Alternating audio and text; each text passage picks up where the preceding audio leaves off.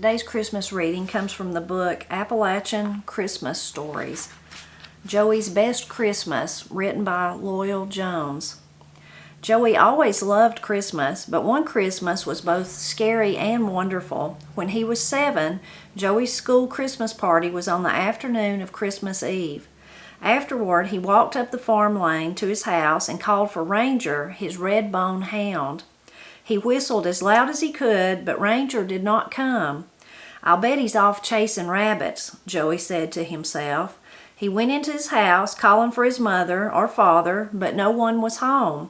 Then he saw a note on the table. It read, "We have gone Christmas shopping. We'll be home before supper time. Love, Mom."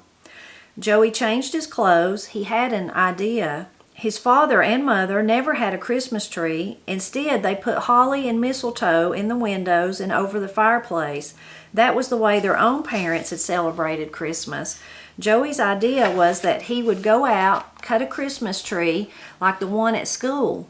He would pop corn and make strings of it to decorate the tree. He would surprise his parents. He changed into jeans and a sweater. He put on his boots, coat, and gloves.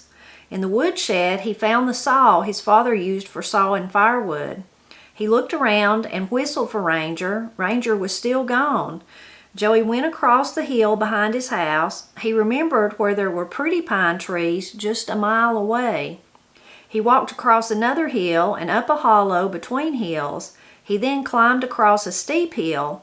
It had gotten colder. The clouds were darker and lower, and a cold wind began to blow. He'd better hurry, he thought. It might snow. He liked the idea of snow for Christmas. Soon he saw the pine forest. He looked around for the prettiest tree. There was one out in the open with perfect branches. It was taller than Joey. A snowflake touched his face. He looked up. More flakes were coming down, and the wind was getting stronger. He thought he had better cut the tree and start home. He lay on his side under the pretty tree, took the saw, and began cutting. It was harder than he thought, but the yellow sawdust was as bright as if the sun were shining on it. Soon the tree fell, and he looked at it proudly. By now the snow was coming down fast. He heard the wind whistling in the tall trees. He took his saw in his left hand. He hooked his right arm through the lower branches of his Christmas tree and started toward home. A sudden gust of wind sent snow and sleet into his face. His cheeks burned. The wind sounded like an angry cat in the trees. The snow came thicker. He could see only a few feet in front of him, and he was not sure just which way to go. He tried to make out the hill he had come over, but the snow was too thick for him to see it. He wished Ranger were here. He'd know the way home. He stopped to think. How many hills had he come over? He remembered 3. He started walking in the direction he thought was toward home. He tried to recognize trees. Nothing was familiar. The snow had covered the trees and the ground. All was white. The wind drove the snow in gusts. It was getting dark. For the first time, he was frightened. He walked on. He was cold now. His cheeks were red from the wind and snow. His fingers were numb. He came to a huge tree, and he leaned against it to rest for a minute. He saw that it was hollow on one side. There was room for him inside. He left his Christmas tree and saw and went inside. It looked like a little shed. He could no longer feel the wind. He took off his gloves and put his hands inside his coat. They began to get warm. He jumped up and down to warm his feet. He soon felt better and sat down to rest. He was scared, though. He tried to think what he should do. He knew he was lost. He must have gone in the wrong direction. He had never seen this tree before. He wished again for Ranger. Dogs always know the way home. It was quite dark now. He was pretty warm and could probably stay the night in the hollow tree, but it was Christmas Eve. He wished he had never thought of the Christmas tree. The holly and mistletoe would have been enough. He wanted to be home. Maybe it would stop snowing and he could see the way. Maybe his father would come looking for him, but no one would know that he'd come into the woods. How could they find him?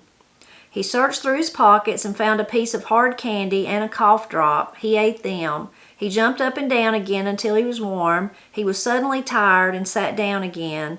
The wind still howled and the snow came down. He fell asleep. He slept for a long time. Then he felt something cold on his face and woke with a jump. It was Ranger's cold nose that he felt. Ranger was glad to see him and licked his face. Joey was so happy to see Ranger that he hugged him. "How did you find me?" he asked the bounden dog. Then he remembered that dogs could follow a person's tracks by their scent. "Can you find the way home, old Ranger?" he asked. Ranger bounded out of the tree and started off, barking over his shoulder at him. Joey dug in the snow for his father's saw and took hold of the Christmas tree. It was heavy with snow. He shook it and it became lighter. He started after Ranger. They went over a hill with Ranger barking every few steps. He followed happily, dragging his tree. The snow had stopped coming down. Soon he heard voices. He stopped to listen, but Ranger ran ahead out of sight. He feared he was leaving him behind. Soon he came back, whining and urging him to hurry. "Joey, Joey," he heard his father's voice. "Here I am with Ranger," he called back. Soon he saw a lantern ahead and his father was before him, standing tall behind the light. "Oh, Daddy, am I glad to see you," he cried. "No gladder than I am to see you," his father said, and swung him up in his arms. Then his father yelled over his shoulder, "Here he is! I've got him!"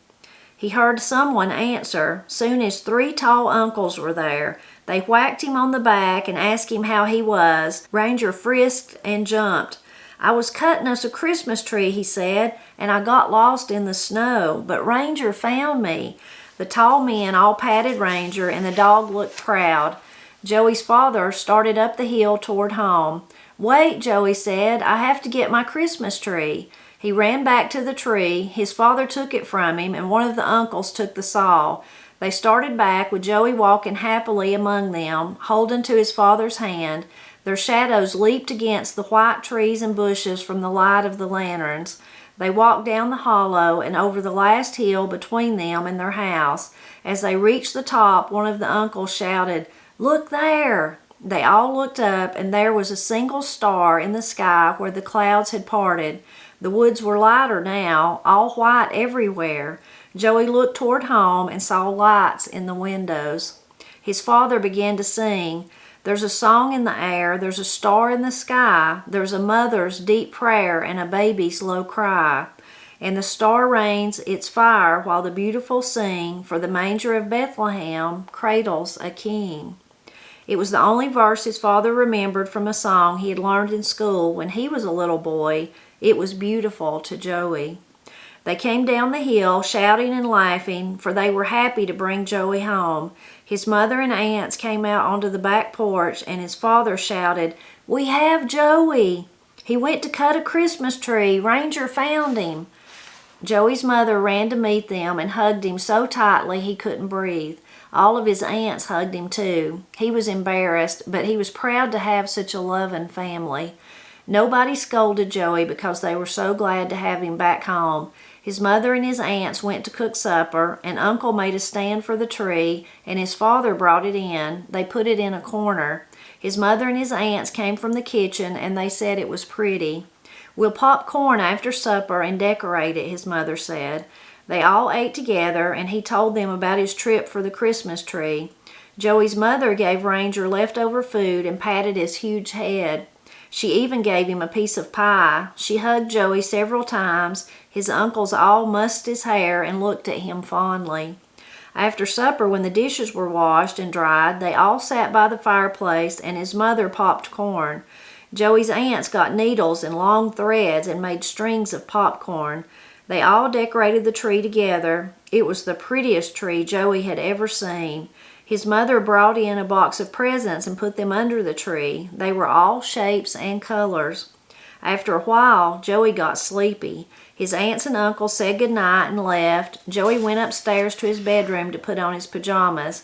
His father and mother came and sat on either side of his bed. "We're glad you're back home and safe," his father said, "but next time we'll go with you to get a Christmas tree." "We love you very much," said his mother. "We'll have a good Christmas tomorrow." They turned out the light and left Joey to his thoughts. He could see the snow on the tree outside his window in the dim starlight. Ranger came upstairs on his soft feet and put his head on Joey's pillow. Joey patted his smooth, broad head. "Thank you, Ranger," he said, and the dog lay down beside his bed. Joey felt drowsy, and so he said his prayers. He thought of his Christmas tree with the presents underneath. He knew that tomorrow was going to be the best Christmas he would ever have.